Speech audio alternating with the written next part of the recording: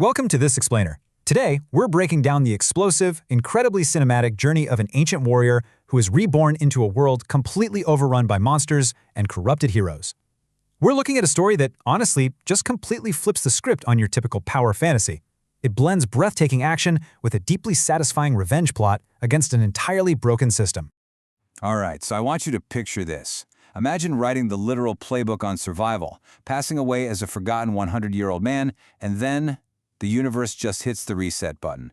It resurrects you as a teenager, but you still have a full century of lethal combat mastery locked in your brain. We are dropping right into a high-stakes world where dungeons and monsters are just the everyday norm, and the ultimate hunter has literally just re-entered the game.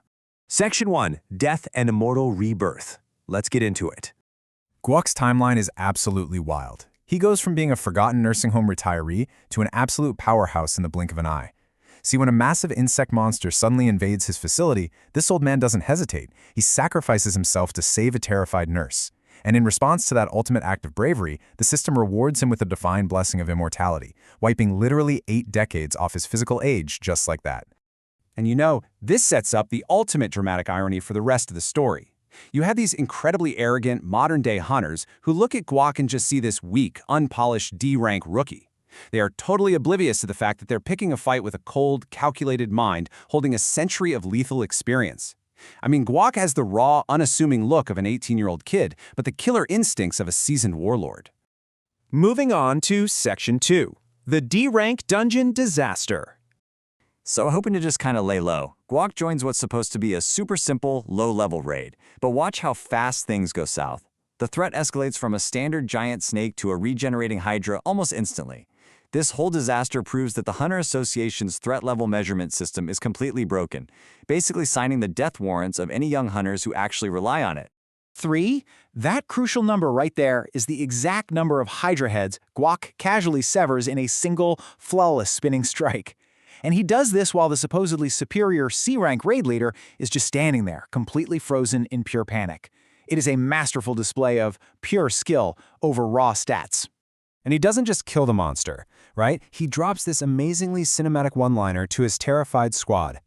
Giving up is only for counting cabbages. Boom. Right after saying that, he absolutely crushes the Hydra's regenerating body by dropping a massive boulder on it right from the cavern ceiling. In one fell swoop, he proves that technique and situational awareness will always beat raw fear. Which brings us to Section 3, Defying the Hunter Association. Surviving that dungeon disaster puts Guok straight into the crosshairs of the corrupt Hunter Association. Actually, an S-rank official named Yu Sunyoung attempts to recruit him. She offers him this shiny B-rank promotion just to keep him quiet. Why? Well, because the association is actively hiding these deadly, faulty dungeon meters from the public to protect their bottom line. They are perfectly fine sacrificing low-level hunters if it means maintaining their absolute authority. But Guok? Yeah, he absolutely refuses to play their game. He embarrasses their arrogant examiner using just one finger, totally rejects the S-rank bribe, and officially declares a one-man war against the entire corrupt system. He realizes that being a hunter isn't just about killing monsters anymore. It is about cleaning house. Section 4. Crushing the Corrupt Guilds.